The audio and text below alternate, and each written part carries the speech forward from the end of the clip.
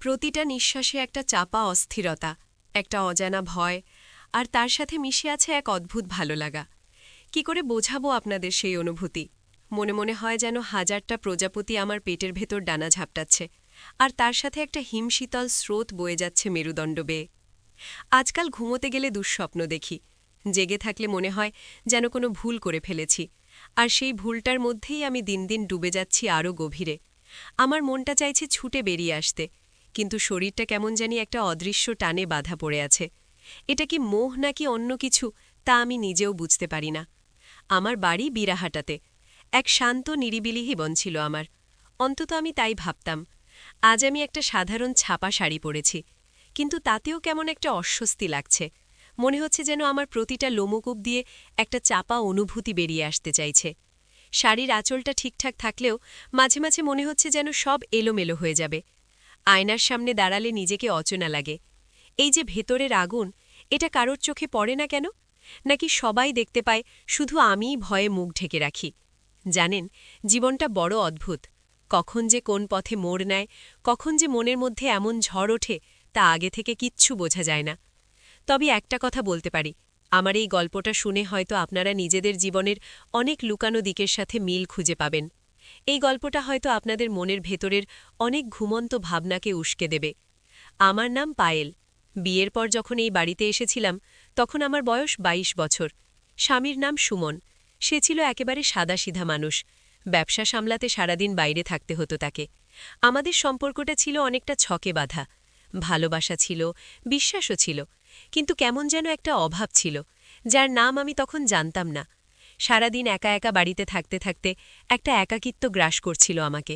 বাড়ির কাজ করতাম, টিভি দেখতাম, বই পড়তাম, কিন্তু মনটা যেন কেমন একটা শূন্যতা অনুভব করত। এই শূন্যতা আরও গভীর হতো যখন রাত নামত। সুমন ফিরত অনেক রাতে ক্লান্ত হয়ে। তখন আর গল্প করার বা ভালোবাসার বিশেষ সুযোগ থাকত না। ঠিক সেই সময় আমার জীবনে আসে আমার দেওর, সুমনের ছোট ভাই। সে আমার স্বামীর চেয়ে একাই ৫-৬ বছরের ছোট। নাম ছিল সুমন্ত। সুমন যখন বাইরে থাকত, সুমন্তই তখন বাড়ির যাবতীয় ছোটখাটো কাজগুলো করে দিত। বাজার থেকে শুরু করে ইলেকট্রিকের বিল দেওয়া, সব। প্রথম প্রথম আমারও ওকে স্রেফ একটা দেওরই মনে হতো, যেমনটা হয় আর ৫টা বাড়ির সম্পর্কে। কিন্তু ধীরে ধীরে সেই সম্পর্কের সংজ্ঞাটা যেন পাল্টে যেতে লাগল।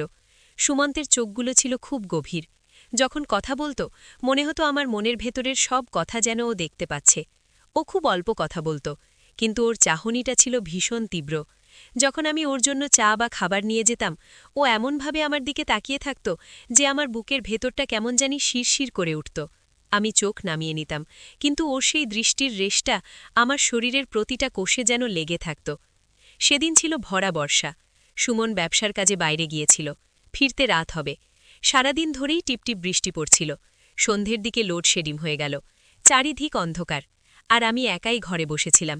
ভয় পাচ্ছিলাম খুব। সুমন্ত তখন বাইরে ছিল। একটু পরেই ও ঘরে এলো। ওর হাতে একটা লণ্ঠন। লণ্ঠনের আলোয় ওর মুখটা কেমন মায়াবী লাগছিল। ও আমাকে দেখে বলল, ভাবি, তুমি ভয় পাচ্ছ নাকি? আমি বললাম, একটু তো ভয় লাগছেই। সুমনও নেই। ও হাসল। ওর সেই হাসিটা আমার মনের গভীরে একটা অন্যরকম সুর বাজিয়ে দিল। ও আমার পাশে এসে বসল। লণ্ঠনের আলোয় আমাদের দুজনকে দেখতে লাগছিল যেন কোনো রূপকথার চরিত্র। ও আমাকে সান্ত্বনা দেবার জন্য আমার কাঁধে হাত রাখল। ওর হাতের স্পর্শটা ছিল ভীষণ কোমল, কিন্তু তাতে যেন একটা তীব্র বিদ্যুতের ঝলক ছিল। আমার সারা শরীর কেঁপে উঠল। আমি ওর দিকে তাকাতে পারছিলাম না। আমার বুকটা ধুকভুক করছিল। মনে হচ্ছিল যেন আমার গোপন সব অনুভূতিগুলো ওর ওই একটা স্পর্শে বাইরে বেরিয়ে আসছে। ও ধীরে ধীরে আমার পিঠে হাত বোলাতে লাগল। আমার মাথাটা যেন কেমন ভার হয়ে আসছিল। ওর স্পর্শে আমার সব ভয় নিমেষে উধাও হয়ে গেল। তার বদলে জন্ম নিল এক নতুন অনুভূতি, যা আমি আগে কখনো অনুভব করিনি। সেই রাতে অনেকক্ষণ আমরা পাশাপাশি বসেছিলাম। কথা তেমন হয়নি, কিন্তু আমাদের দুজনের নীরবতা যেন হাজার কথা বলছিল। এর পরের দিনগুলো সুমন্ত যেন আমার জীবনে এক নতুন রং নিয়ে এলো। সুমন যখন বাইরে যেত, সুমন্ত তখন প্রায়ই আমার সাথে গল্প করত।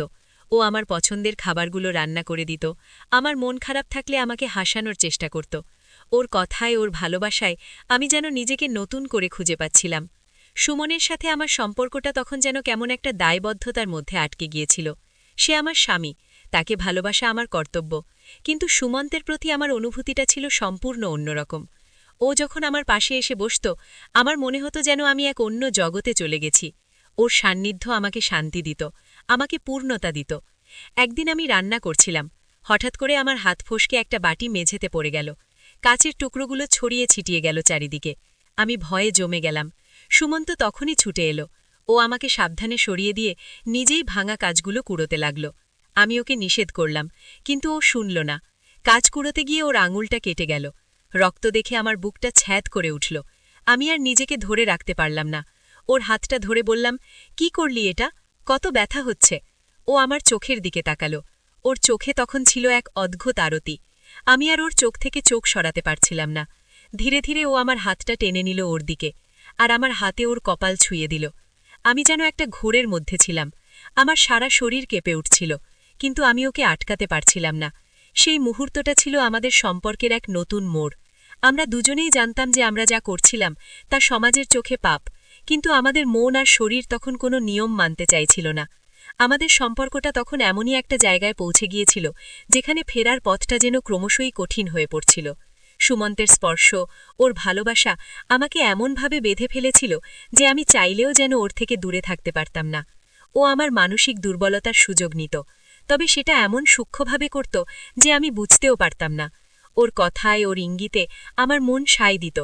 ও যখন আমার পাশে এসে দাঁড়াত আমি কেমন জানি অস্থির হয়ে উঠতাম। আমাদের একান্ত ব্যক্তিগত মুহূর্তগুলো ছিল ভীষণ আবেগপ্রবণ।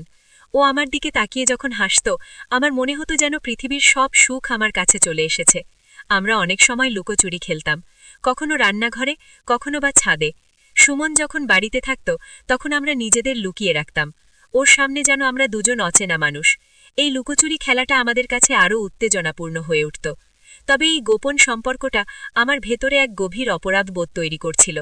আমি সুমনকে ঠকাচ্ছিলাম, তার প্রতি আমার কর্তব্য পালন করতে পারছিলাম না। রাতের বেলায় যখন সুমন ঘুমিয়ে পড়ত আমি বিছানায় শুয়ে শুয়ে ভাবতাম, আমি কি ঠিক করছি? আমার মনটা যেন দুভাগ হয়ে গিয়েছিল। এক ভাগ সুমন্তের সাথে থাকতে চাইত, আর অন্য ভাগটা চাইত এই সবকিছু ছেড়ে সুমনের কাছে ফিরে যেতে। এই দোটানা আমাকে তিলে তিলে শেষ করে দিচ্ছিল। আমার শরীর খারাপ হতে শুরু করল। ঘুম আসত না, খেতে পারতাম না। সুমন জিজ্ঞেস করত, কি হয়েছে পায়েল? শরীর খারাপ লাগছে? আমি বলতাম, না তেমন কিছু না, একটু টেনশন হচ্ছে। কিন্তু আমি তাকে সত্যিটা বলতে পারতাম না। এই লুকানো সত্যিটা আমার ভেতরে একটা বিরাট পাথর হয়ে চেপে বসেছিল। সুমন্ত নিজেও এই সম্পর্কের পরিণতি জানত। সেও জানত যে এটা ভুল, কিন্তু আমরা দুজনেই যেন একটা চোরা বালিতে পড়ে গিয়েছিলাম। যত বেরিয়ে আসার চেষ্টা করতাম তত যেন আরও গভীরে তলিয়ে যেতাম। একদিন সুমন্ত আমাকে বলল, ভাবি, আমি জানি এটা ভুল, কিন্তু আমি তোমাকে ছাড়া থাকতে পারি না। ওর এই কথাটা আমাকে বেশি দুর্বল করে দিয়েছিল। আমি ওকে বোঝানোর চেষ্টা করতাম যে এটা ঠিক নয়, কিন্তু আমার নিজের মনই আমার কথা শুনত না। আমি বুঝতে পারছিলাম আমি একটা ভুল পথে হাঁটছি। এই পথটা হয়তো আমার জীবনের সব সুখ কেড়ে নেবে। আমার ভেতরের বিবেক আমাকে বারবার প্রশ্ন করত, পায়েল, তুমি কি চাও তোমার জীবনটা এভাবে ধ্বংস হয়ে যাক? আমি জবাব দিতে পারতাম না। এরপর একদিন আমি একটা কঠিন সিদ্ধান্ত নিলাম। আমি সুমনের কাছে ফিরে আসার চেষ্টা করব, সুমন্তের থেকে নিজেকে দূরে সরিয়ে রাখব। এটা খুব কঠিন ছিল, কারণ সুমন্তের প্রতি আমার আকর্ষণটা তখনও তীব্র ছিল। কিন্তু আমি জানতাম আমার পরিবার, আমার সংসার, আমার ভবিষ্যতের জন্য এটাই একমাত্র পথ। আমি সুমন্তের সাথে দেখা করা বন্ধ করে দিলাম, ওর সাথে কথা বলা কমিয়ে দিলাম। ও প্রথমে অবাক হয়েছিল, তারপর আমাকে বোঝানোর চেষ্টা করেছিল, কিন্তু আমি আমার সিদ্ধান্তে অটল ছিলাম। আমার মন কাঁদছিল, আমার শরীর ছটফট করছিল, কিন্তু আমি নিজেকে শক্ত রেখেছিলাম। আমি সুমনের সাথে বেশি করে সময় কাটাতে শুরু করলাম, ওর প্রতি আমার মনোযোগ বাড়ালাম। ধীরে ধীরে সুমনও আমার পরিবর্তনটা লক্ষ্য করতে পারল। সেও আমার কাছাকাছি আসার চেষ্টা করল। হয়তো সেও এই একাকিত্ব অনুভব করত। আজ আমি অনেক শান্তিতে আছি। সুমন্তের সাথে আমার সম্পর্কটা এখন আগের মতোই, একটা সাধারণ দেওর ভাবির সম্পর্ক। ওর প্রতি সেই আকর্ষণটা হয়তো এখনও আমার মনের গভীরে লুকিয়ে আছে, কিন্তু আমি আর সেই পথ দিয়ে হাঁটি না। আমি বুঝেছি, কিছু সম্পর্ক বাইরে থেকে দেখতে যতটা লোভনীয় হয়, ভেতরে ভেতরে তা ততটাই বিষাক্ত। কিছু মোহ আমাদের জীবনটাকেই ধ্বংস করে দিতে পারে। হয়তো একাকিত্ব বা মানসিক দুর্বলতার সুযোগ নিয়ে যে সম্পর্ক তৈরি হয় তার ভিত্তি কখনোই মজবুত হয় না। সেই সময়গুলোতে আমি আসলে আমার স্বামীর ভালোবাসা থেকে নিজেকে বঞ্চিত করছিলাম। নিজের ভেতরটা এমনভাবে ফাঁকা করে দিয়েছিলাম যে অন্য একজন সেই সুযোগটা পেয়েছিল। হয়তো এই ধরনের অভিজ্ঞতাগুলো আমাদের জীবনের এক একটি কঠিন পরীক্ষা। এই পরীক্ষাগুলোতে সফল হতে পারলে আমরা জীবনের সঠিক পথটা খুঁজে পাই। তাই জীবনে যখনই এমন কোনো টানাপোড়েন আসবে, যখনই মনে হবে কোনো মোহ তোমাকে ভুল পথে ঠেলে দিচ্ছে, তখন থেমে গিয়ে একবার ভাবা উচিত এর পরিণতি কী হতে পারে। কারণ এই সমাজ, এই পরিবার, এই জীবন সবকিছুরই একটা নিয়ম আছে। সেই নিয়ম ভাঙলে তার ফল কিন্তু নিজেকেই ভোগ করতে হয়। নিজের মনকে শক্ত রাখতে শেখো, কারণ মনই আমাদের সবচেয়ে বড় শত্রু, আবার বন্ধুও।